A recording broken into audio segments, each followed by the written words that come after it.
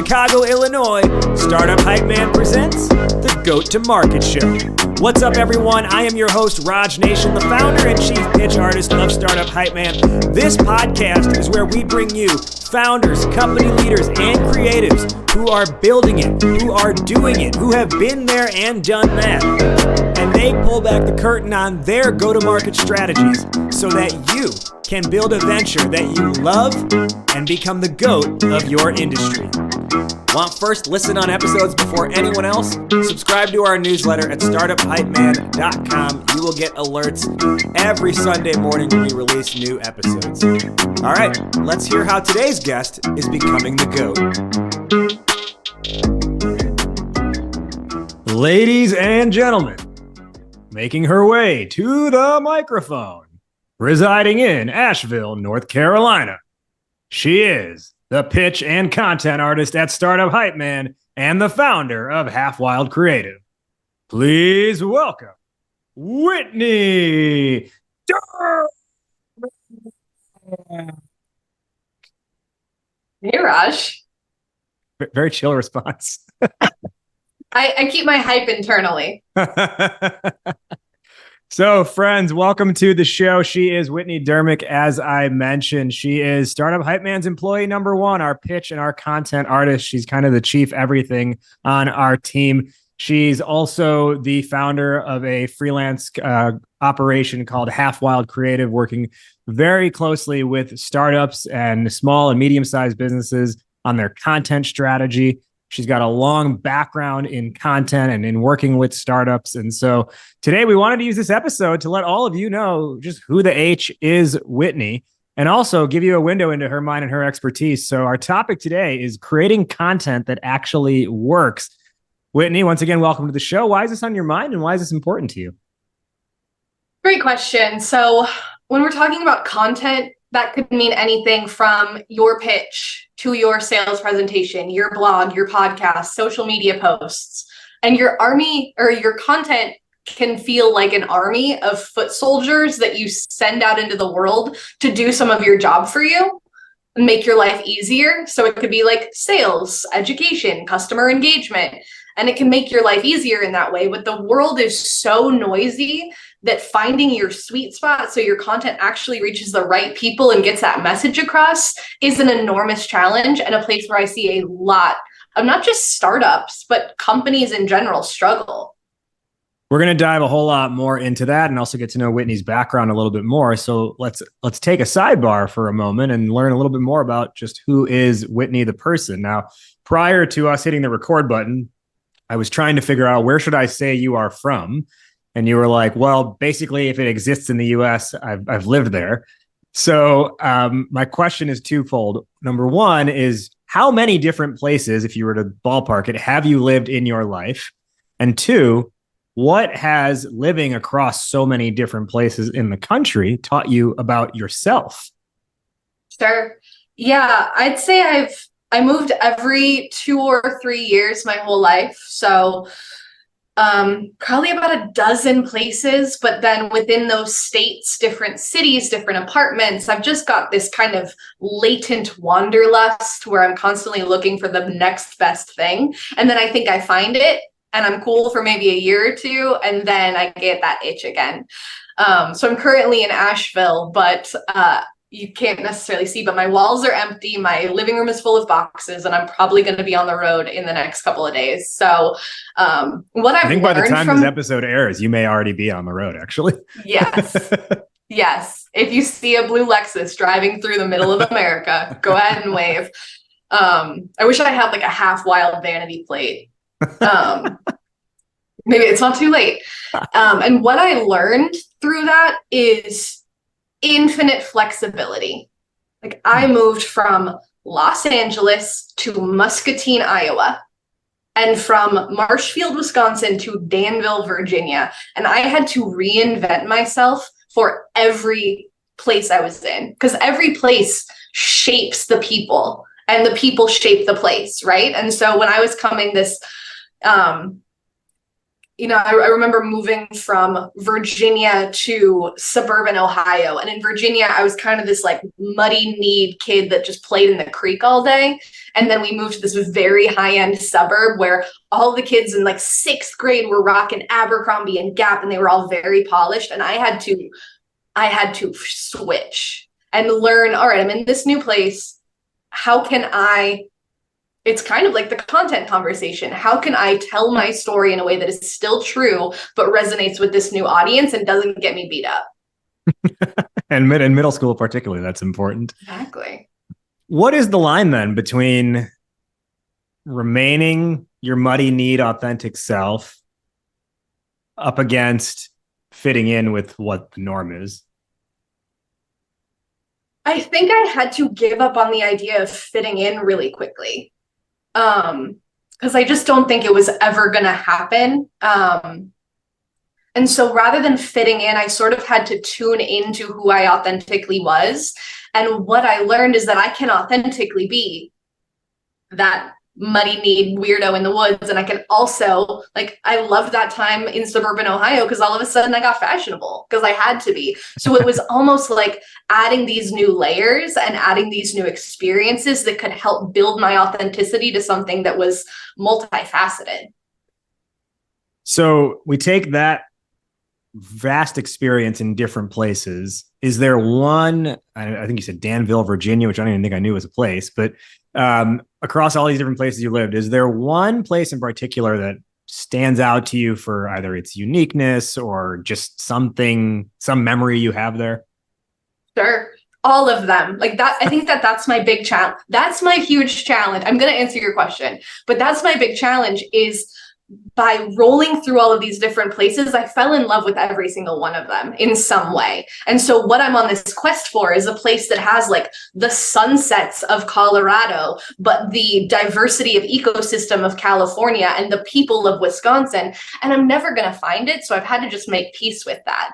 But Raj, I'll tell you, I was so spoiled. I went to high school in Northern California in the East Bay, 30 minutes from the city. And as a teenager, we were taking the BART train into the city, seeing world-class concerts on like a Tuesday night. And I had no idea how lucky I was because my life was just, oh, it's dynamic. Here's what we're doing next. And then, classic senior in high school is like, oh, I can't wait to get out of here. And then moved to Colorado from there where I fell in love with something brand new. So, each of the places was spectacular in its own route and has its own charm. But living in the Bay Area with the insane plethora of opportunity and culture and diversity, I think shaped me more than anything else. Well, I'm on the exact opposite end of the spectrum in that I have not lived more than a 25-mile radius from where I grew up my entire life. And when I say that, it sounds weird. And I can't believe I didn't even study abroad. And I'm wondering, when you hear that, are you like, ew, like you've only lived in one place?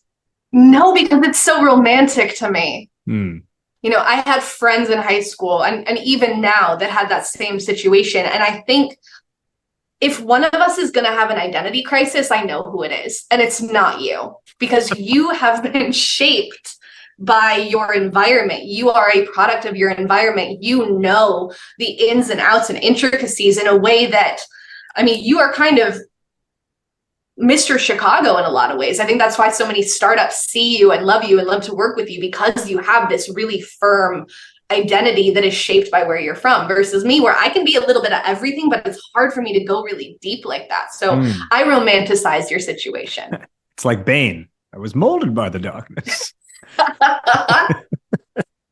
All right. So let's kind of dive in now to where you've come professionally. And I first learned about you, actually, I cold outreached you roughly a year ago because you were heading up the content strategy for the Oracle for Startups program, which is a massive undertaking.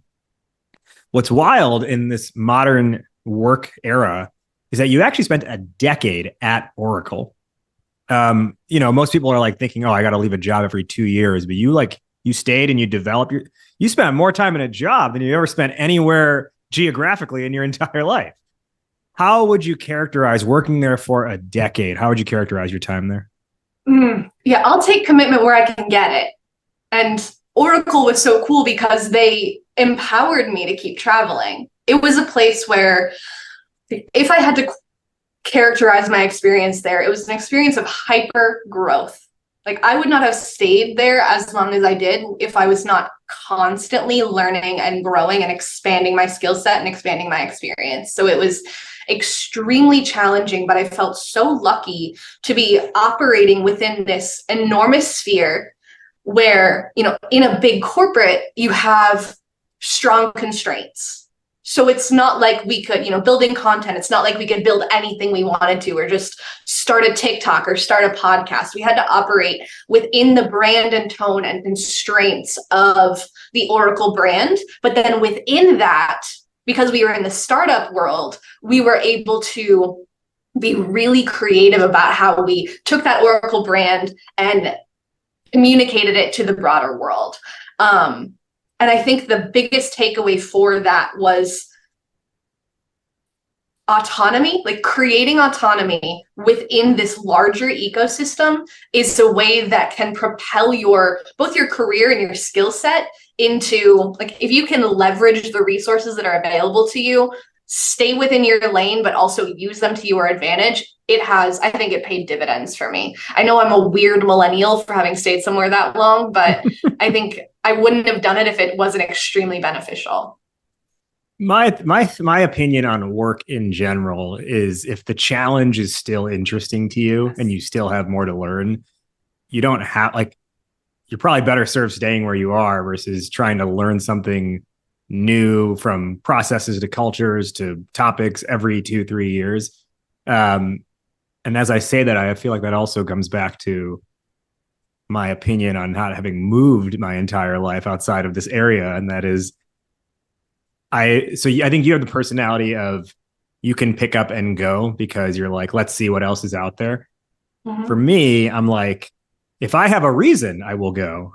But I'm not like, let me just go for the sake of going. And I think similarly, when it comes to work, I'm like, if there's a reason, my opinion is, go, take that opportunity. But if you're just like, oh, it's been 2.5 years, it's time to move on, it's not the right, in my opinion, it's not the right reason.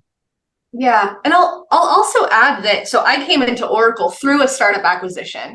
I was working at a startup in Boulder that did semantic analysis of unstructured text. And we were working with a bunch of enterprise clients. Oracle acquired us. And from getting acquired, I had roles that included product management, customer success, product marketing. So every few years, I was shifting my focus within the same product line and expanding within that. So it felt more like building on a foundation. And then you really can't beat, when you're dealing with a multi-billion-dollar company, the resources, the customers, the global enterprise experience of it. From the time at Oracle, now, unfortunately, fortunately for Startup Hypeman, but unfortunately, at least in the moment, as part of the 2022 sort of massive downsizing that happened across tech, Oracle slashed their startup program, which, left a lot of people figuring out what to do next. Now, you kind of fell back on what you're good at. You went into content. You had authored a book called Half Wild. You launched your own creative agency, content agency called Half Wild. So let's get into that a little bit. First, sure. The book. What's the timeline on when you wrote that? How did that come together? Why'd you write it? And what's it about? 5 questions in one. No biggie. Let's hit the gas. Half Wild. So there's a couple Half Wilds if you go on Amazon. So I needed to come up with a catchy subtitle. Mine is Half Wild, a prayer for a generation of roaming malcontents. Because that is how I felt. And so the way that it came about, as I was traveling, because for the 3 years prior to 2020, I was actually fully nomad. I put all my stuff in my parents' basement and just traveled around, mostly driving, but I did some abroad stuff as well. Went to some incredible places that I know you just came back from, including Lisbon, Portugal.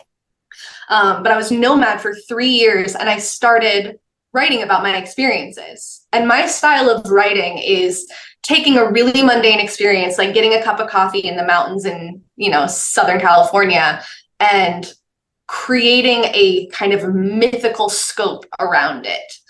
And so I was writing these little travel blogs about my experience in these various places, and tying back to what we were saying earlier, really about how the people and the experiences I was having were shaped by that place, and started writing that as a blog. And then when 2020 hit and I had to sort of settle down, I realized that I had a number of really compelling travel stories and enough to shape it into a narrative. So it was kind of my pandemic project when I couldn't really travel anymore, when we were all inside.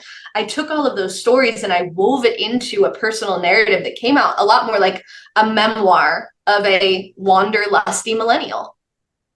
So I want to come back to one of the things you said there. You said taking the mundane, and you gave an example like having a cup of coffee in the mountains, which pictographically, that sounds quite nice. Taking the mundane and creating a mythical scope around it. I see a lot of similarities between that and creating strong content. Is that sort of the approach that you take to content creation? It absolutely is. And the example that just came to mind was I was in Jerome, Arizona, and having a conversation with a man who ran a jewelry store. And I think this is part of my content creator ideas. I love just talking to people and asking them questions and learning what makes them tick. And before long, I'm shopping for rings. And before long, he's telling me about how his wife in this life was also his wife in a past life when she was like a warrior princess, and he was like it was this whole story. And even though I was just shopping for jewelry, I'm connecting in with this ethos of this incredible place and this incredible person, and telling that story and being like, I can't keep this to myself. I need people to know that this kind of thing exists. And when I send that out into the world, I know that I'm inspiring not just wanderlust, but also for those people who are just armchair travelers, or just people who love people or who love culture, are going to read that thing and feel inspired. And I think that is exactly my approach to content, is make it authentic, make it real.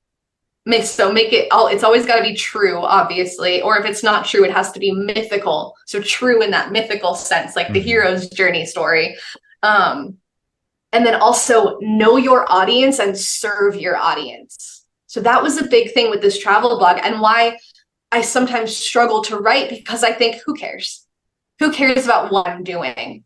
But then when I realize that I'm sending this out, and being really authentic about my experience helps other people feel seen, or helps other people travel in their armchair, means that my content is having an impact on their life. And knowing that gives me a purpose. And that's kind of my number one rule with content, is everything you do and create and put out there needs to have a purpose.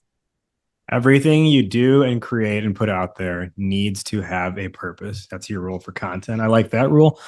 Now, let's spend a little bit of time just talking through, like, I do want to come back to that point, but I want to spend a little bit of time talking through how you came to be part of the Startup Hypeman team in the first place. So as I mentioned, I had originally reached out to you when you were at Oracle about collaborating with our pitch workshop for the Oracle for Startups program. And then, I don't know, maybe within 2-3 weeks of that is when the layoffs were announced. Yeah. But then what's interesting is your own content creation is what made me reach back out, because you put up a blog post on LinkedIn. I read that and I was like, oh, this is pretty good writing. And so then I reached out to you and was like, hey, we've got a freelance opening for content artists on our team doing this job of creating brand manifestos and the pitch kits we develop for clients. And, we had just a quick discussion about that. And very shortly after that, you were on our team as a content artist. Now, if you recall, we had a couple interviews, but within that, I gave you an exercise that was a simulation, right? I basically gave you an actual client we had previously worked with. I gave you their raw data dump, if you will, about their story and their journey, their mundane, if you will. Yep. And the assignment was to, in your words, create a mythical scope around it. So I want to know, like, when you got that exercise, What was going through your head? Were you like, this is amazing? Oh my God, this is wild. This is like scary. Like, what was going through your head in like being given the assignment? And then how did you approach actually putting it together? Yeah. When I dove into that, my first thought was, whoa, this guy is thorough because your process was so specific and so intentional for like the instructions that you gave me, and all of the raw data was so specific and directed that it brought me an intense amount of comfort. I was really comforted by how fastidious everything was, because in the content world, it's really easy to get super overwhelmed. Like, here's everything, make it good. And you gave me just enough where you kind of gave me this block of marble, and it was my job to see where I could carve the statue out of it. So I remember that trial was so process oriented, and I was immediately lit up by how intentional it was. But then when I got to dig into the contents, like the startup story, the founder story, the problem and the solution, I liked it even more. It was a really fun blend of structure and creativity. In the structure versus creativity thing, I remember, you submitted it back and I was like, holy shit, this is good. And we probably could have submitted this to the client for real. And they would have loved it. Can you speak to, once we brought you on and then you started to work on more of these, what are some of the things that you were noticing about, and let me give our audience just a little bit of background on this for those who have not been clients of Startup Hypeman before. One of the pieces in our process is creating this document we call a brand manifesto, and it is about a 1.5 to 2 page document that is telling the story of the founder and the company's coming of age, if you will, how it came together, and ultimately the vision and the flag they're planting in the ground to declare the future that they're creating. In the capital raise use case, this is used to help show to investors founder market fit, showcase who you actually are and why you're the person for the job. And then for our more advanced clients who are working on their sales development, the story stack clients, as we call them, this manifesto is used really as more of a customer facing or public facing document. So they understand what is your company ethos really all about. And why should they be buying into not just your product, but your philosophy overall? Now, with working on so many of these, or the first handful that you worked on, I'll come back to my question, which is, what were you noticing about founders that maybe you may either didn't previously realize or understand, or you were like, wow, there's some consistent patterns here? The consistent pattern that I notice is that founders don't always realize that their companies are always extensions of themselves. Like, a lot of people think that their life is on one hand and their career or vocation is on the other. And that line is so muddied for entrepreneurs. And I think a lot of founders will forget how powerful their own story actually is for laying the groundwork of their life's work. And sure, an investor is going to invest in companies, but more than that, like my experience with Oracle played this out, investors want to invest in people. And so when founders lead with their experience and show why they've got that founder market fit, it's a huge differentiator for investors. And actually, when I look at the Startup Hypeman bill of materials that we're delivering, the brand manifesto, and not just because I'm the content artist who writes it, but I think the brand manifesto is such a differentiator because you can go anywhere and get a pitch deck. But the brand manifesto, where you show not only do I have a great company, but I know my market, is how you can get investors to kind of sit up and take notice that you are the one. That was kind of the idea behind having that be part of the process in the first place. It's, every investor says, particularly at early stage, oh, we bet on the founder, we bet on the team more than we bet on the product. Mm-hmm. And it's like, well, what better way to show them who you are than to have a story for them about who you are? That's a little, obviously it contains details about the company you're building, but it's really to get them to see how you think and why you care and why you're the person and why you and no one else is the person for this job. So as you've written more and more of these, can you just talk through, like, you said a lot of times founders don't necessarily, or they take for granted that, the company is an extension of themselves. What are some like examples or like common themes you've seen that to you in writing these stories kind of showcase, or you felt like, wow, this person really knows what they're doing? Like, this is the mark of a strong founder. I think there's that kind of classic interview question of, tell me about a time that you faced adversity and had to overcome it. And the brand manifesto is a way to answer that question like in a larger scope, where founders have an opportunity to show their experience and their expertise, but more than that, how they have had to show resiliency and strategy. And it's also so humanizing. We will include like oopsie daisy moments in the brand manifesto of, well, we thought it was going to be this, and then we realized it's this. We will include that because it's so humanizing. And I think that we build story into everything we do at Startup Hypeman. Like from the K-Pasta pitch approach to the pitch decks to the brand manifesto, everything has that DNA of a story. And I think that's so important because it's so much more memorable and even persuasive than just saying, I have a product does X, Y, Z. Say, I am a person, I do X, Y, and Z, and this is the product that is the result of that. Yeah. Yeah. And coming back to what you said before, right? It's an extension of the personality. It's in their DNA, right? It's like, this company is really just a manifestation of how I think more than anything else. And that shows the commitment that they must have to it. If it's like the default way your brain thinks turned into a company. Right. Now, earlier this year in January of 2023, we decided to say, hey, let's not just have you be content artist, let's promote you up to pitch artist as well. So you've been doing both of those roles for the last, this is what, July, so for the last 7 months.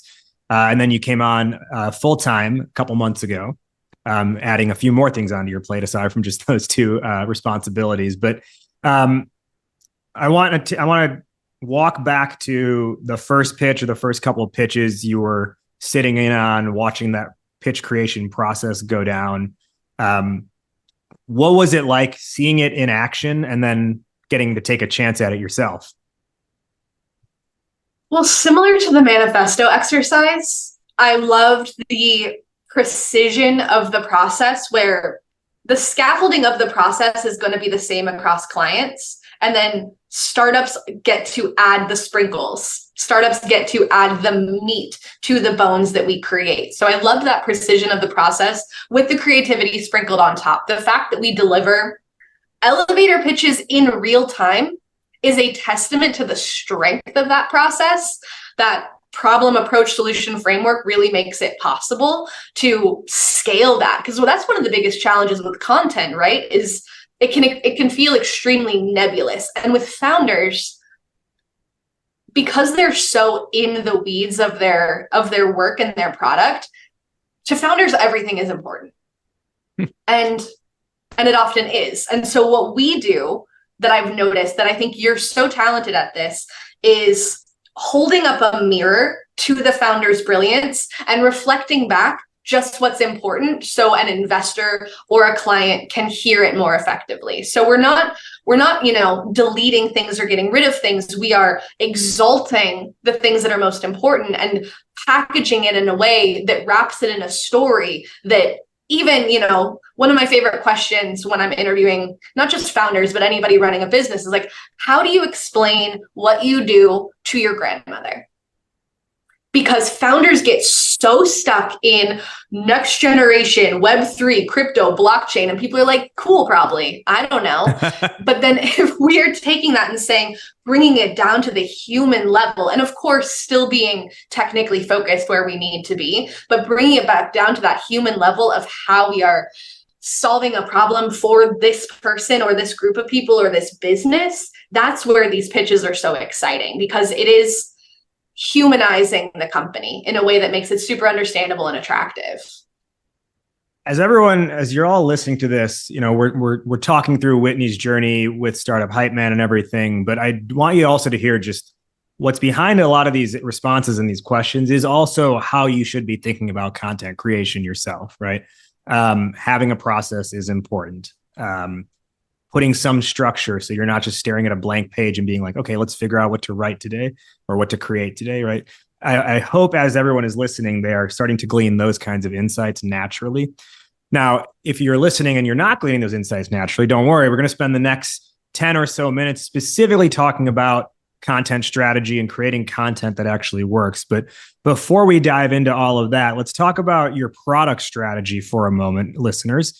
What are you doing here? And how are you developing your software, whether it's an app, whether it's a SaaS, whether it is something on blockchain, whether it's no chain at all? And who are you using to partner with? Are you using an offshore team where things can go awry quickly, where someone can flip a switch and all of a sudden you don't have access to your code, or where perhaps you can have something built for you that breaks in a day? Don't head those routes. Head to a partner who's onshore who you can trust. Head to Akeva. They are the software development partner to help you go from 0 to 1. They're out here building it at startup speed and enterprise level refinement. That's why hundreds of startups trust them, amongst those Stride Health, Haveno, Olive, Side, and so many more who are leveraging Akeva's expertise and their services in software development from their first dollar all the way up to their $1 billion valuation. And Akeva is ready to help you become the GOAT to market. We have sent so many startups their way, and they're thankful just even for the conversation. And Akeva has a killer offer for you. They call it a You Call It code review. That's right, a You Call It code review. What is that? Well, Akeva will review the most critical parts of your code so that you can see exactly what your tech needs to launch or to scale. And here's the best part. They'll do this completely free, and then you call it from there. So you want to get that information about your critical code and then just handle things on your own? You call it. Want to get their development help from Akeva? You call it. Want to get their information or their advice and then take it somewhere else? You call it. It's an unbeatable offer, a You Call It code review, and Akeva is ready to provide that to you. So see if you qualify for a You Call It code review. Head to akeva.io. That's AKAVA.io, akeva.io, and tell them Startup Hype Man sent you. Today on Startup Hype Man's Goat to Market podcast, Goat to Market show, we've got Whitney Durmick, our pitch and content artist on the team, employee number 1 at Startup Hype Man. And we're talking about her journey, but we're also talking about how to create content that actually works. Now, as we start to dial this in a little bit more, Whitney, how do you like people say the word content to mean basically anything. Like when the president tweets, it's technically content, right? So I guess, how do you define content, at least within the scope of business? That is exactly the challenge of content, because content is the breadcrumbs that you put into the world that attracts people back to your company. And it can be educational, it can be evangelical, it's any way to get your point of view into the world. And the way that you choose to do that is your content strategy. What I have seen is a lot of startups say, oh, we're going to focus on content creation, content development. Mm-hmm. And maybe they do. And if they do, it's a lot of uninteresting stuff that gets put out there. In the projects you've worked on for your clients at Half Wild, and in just what you've observed otherwise, what do you see? Like, what is the fundamental mistake or mistakes that startups make when they start to create content or develop a content strategy? Oof. I see so many companies swinging for the fences, chasing trendy content types like TikTok and podcasting without the infrastructure that they need to be consistent in delivering it. So, they think they need to go viral, but the truth is, if you don't have the resources to deliver on that in an ongoing way, you're going to burn out and then you're going to look flaky. So my advice is always to pick something excruciatingly simple and nail it and scale from there. So maybe it's a blog, maybe it's a value-added newsletter. Take something simple that you know you can deliver and go from there. So focus in one area, don't spread yourself too thin. Now, you mentioned like TikTok or Instagram or something like that. Should we be bucketing that as social media as opposed to content, or is it all content? That's the fun thing about content is if you have a solid messaging framework and content strategy, is you can create content that then expands out across all of your networks. So when I think about content creation, it's everything from ideation, execution, distribution, and then measurement. And this distribution piece is totally different from content creation. Like an excellent messaging framework, which by the way, our pitch development exercise is a great way to start this, develops a messaging framework that you can then take and turn it into that one thing that you want to do great. And once you feel really solid in what you're delivering and you've got your messaging down, then that is something that can scale across different distribution channels. Like the secret to great content is taking one piece and turning it into 50, where, oh, I just had this great interview with a customer and they gave me this incredible quote, and I'm going to publish that interview as a full-length webinar. I'm going to take clips of it and throw it all over social media. I'm going to take that quote and I'm going to put it into a little image and share that across social, put it in my website, put it in my newsletter. So the content I think of is the seed that then grows into the trees and all of the branches of distribution. So you talked about ideation, execution, distribution, and then measurement. If we come back to the ideation and the execution part of it, how does someone find that one piece? Is it a customer interview? Is that the only place where, like, how do you figure out, like, oh, this is what we're going to build around? This is where when startups are super keyed into what they do well, that piece reveals itself. Because some startups are incredibly technical and they have rock star devs, and that's your source of content. You're saying, hey, Dev, how do I solve this problem? Hey, Dev, what are your top 5 tips for doing XYZ? And you're using that technical expertise. If you are a startup with a really charismatic CEO, you're following him around with a camera and you're capturing everything he says, and he's your source of content. If you're kind of a low-key, just solid product that solves problems, you are allowing, like, I've even seen startups use their documentation as content. If they're solving a problem that's got a big enough audience, send that documentation out there, get it SEO optimized, and have people come to you.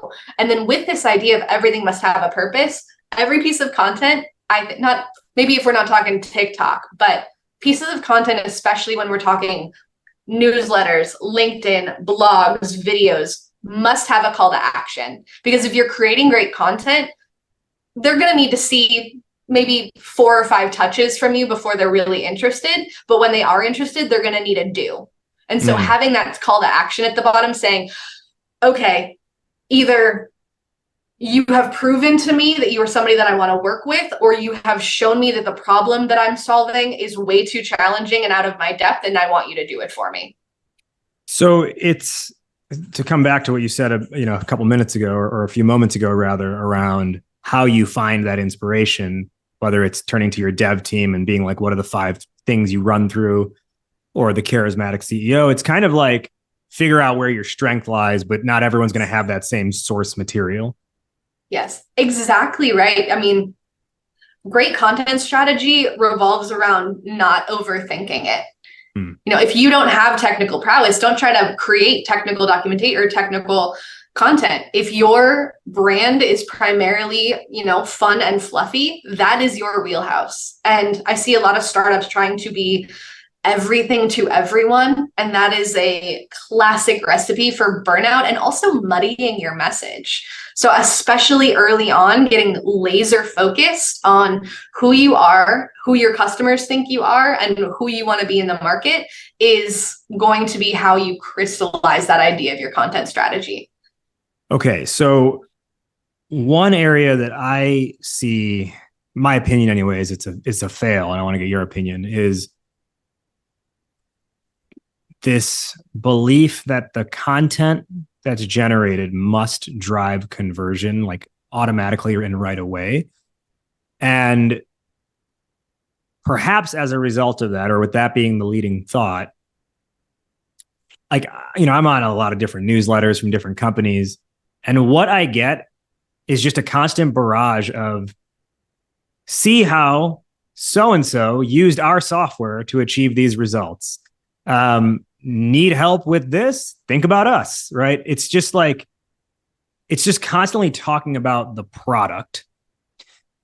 I won't even ask the question. I'll just kind of like leave it there with, that's what I observe and those are my thoughts, and I'll let you respond to that. Yeah, you nailed it. I spent several years as a product marketer. And the fun thing about product marketing is if you're talking about the product, you're doing it wrong. Where you're going to get to the product, but that's, somebody doesn't Google, hey, I need X product. I mean, certainly in some cases that is the case, but a lot of times people just have a problem that they need to solve. And so if you're leading with product, you are being exceptionally ham-fisted and not allowing the person to sort of follow those breadcrumbs to find, I know I have a problem, I know I need support, and where am I going to find that support? Oh, this is a company that is helping me with that problem, and oh, they just so happen to have a product. Because I think more and more as the space gets noisier and noisier, people are looking for relationships, they're looking for trust.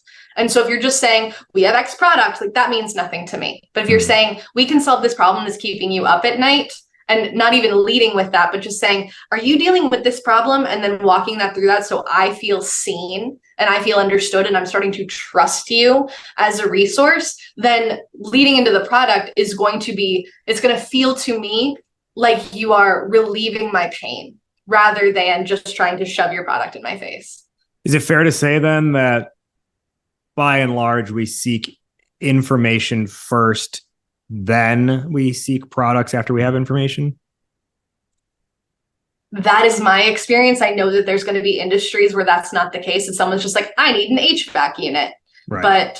But in a lot, especially with these niche startups, I think leading with the problem is it's kind of like attracting with honey. This is why, and I've said it a million times on this show for those who have been longtime listeners, problem market fit is what you should be working to achieve over product market fit. If you have problem market fit, then you put yourself in position to generate product market pull. You will pull the market towards your product as opposed to fitting it into what is currently out there. And you will pull them towards that, the better you can align to the problem or problems they have. I want to ask one, maybe two more quick questions, then we'll hit our wrap up, Whitney. In your flow, you said it's ideation, execution, distribution, and measurement. Let's talk distribution for a second. You can create, let's say, a good blog post, and then you just post it on your website, hope people find it. What's the strategy?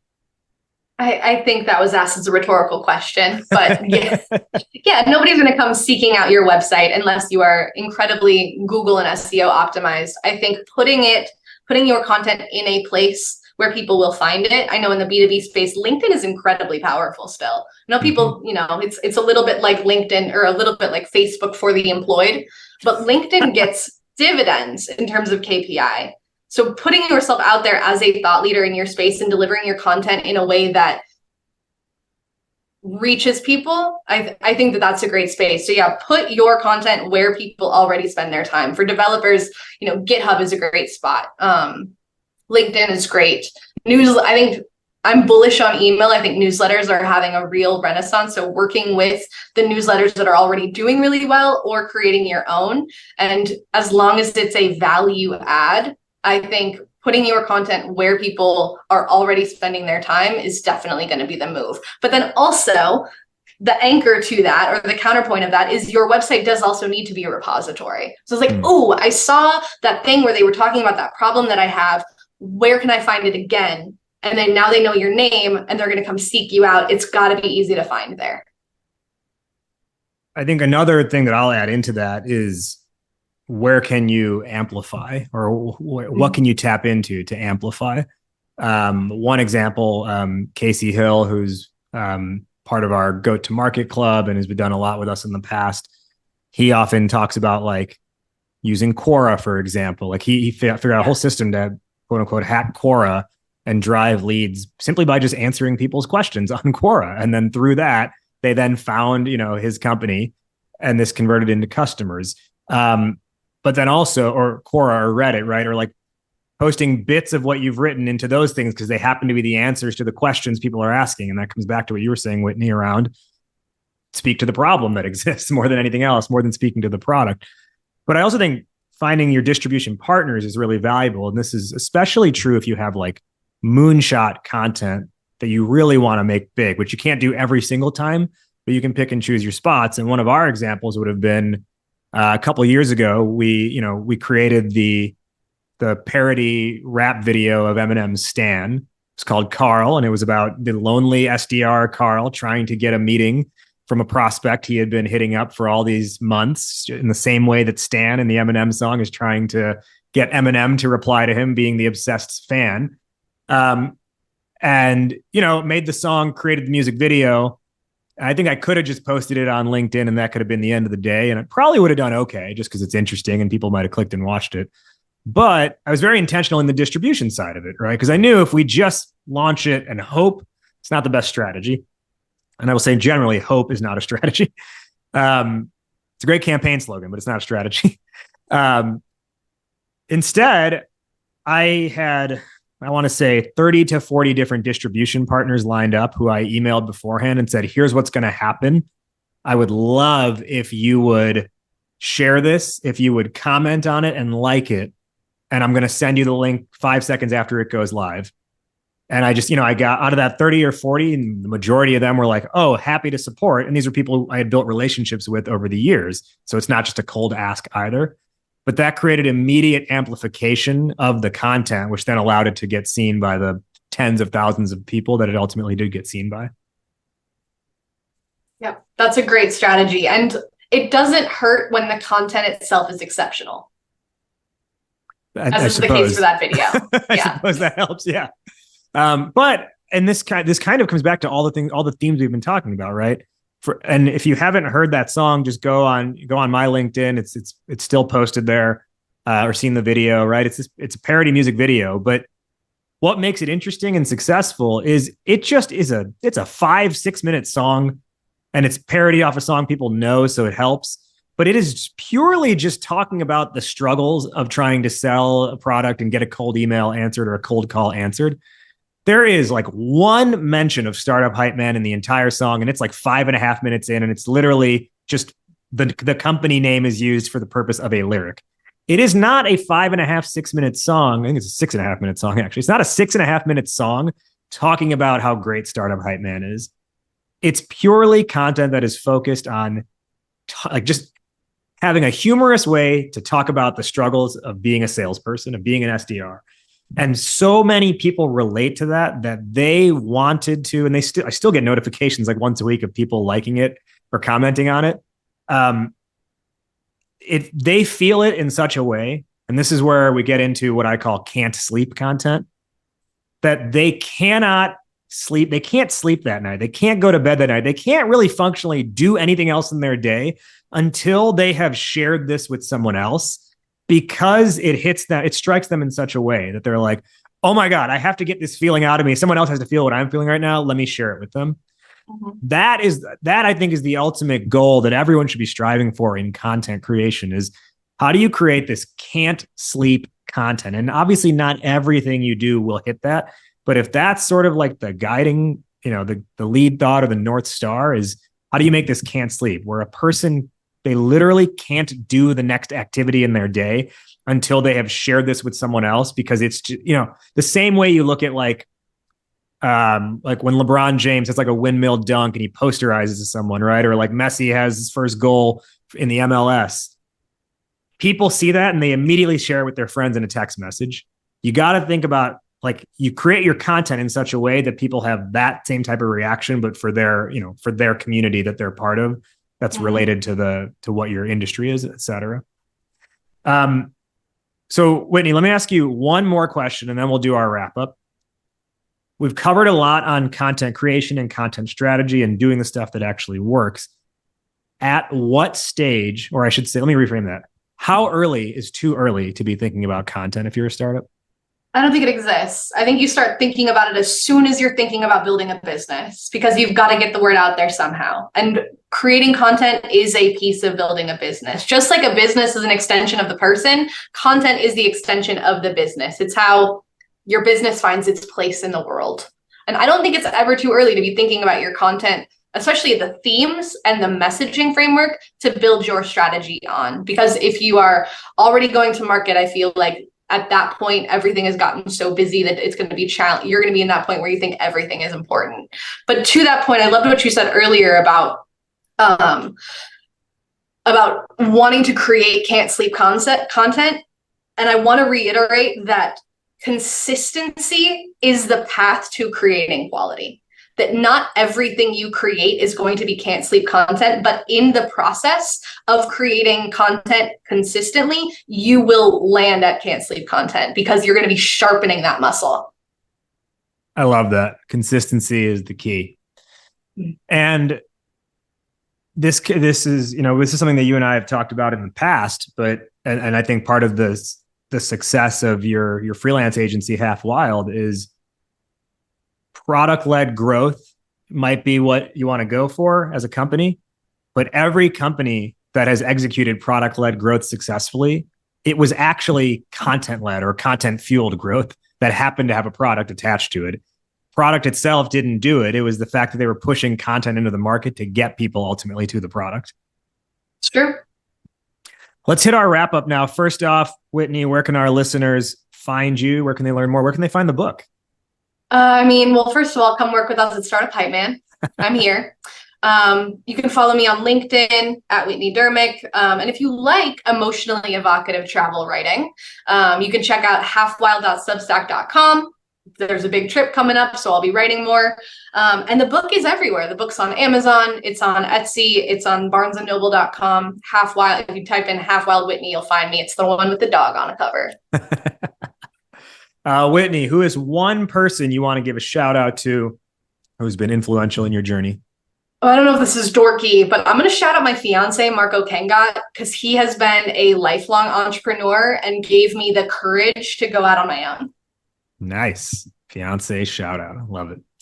We'll now do our top one or two lessons or takeaways for the listeners based on our discussion today. I'll go first and I'll toss it over to you. The topic today was creating content that actually works. Again, we covered a lot here, but I want to come back to something that you said earlier that really stuck with me was if you're talking about the product, you're doing it wrong. Whitney, one or two lessons or takeaways for the listeners. Investing time and energy in getting clear will save time and deliver dividends. My final question, which is how we end every episode on this show, fill in the blank.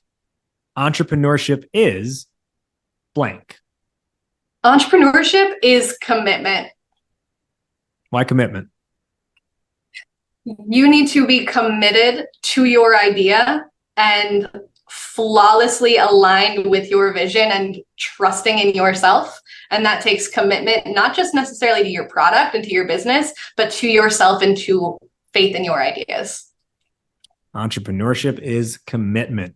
She is Whitney Durmick, the pitch and content artist here at Startup Hypeman. She's going to be working with a whole lot more of you startups out there as you start to work with us at Startup Hypeman. And guess what? If you had follow-up questions you wanted to ask Whitney as you were listening to this, because maybe you were driving or working out or grocery shopping, but obviously since it's a pre-recorded conversation, you didn't get a chance to jump in.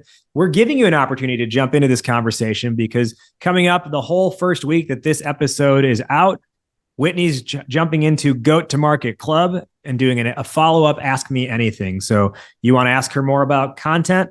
Ask her anything. You want to ask her about being nomadic in her entire life?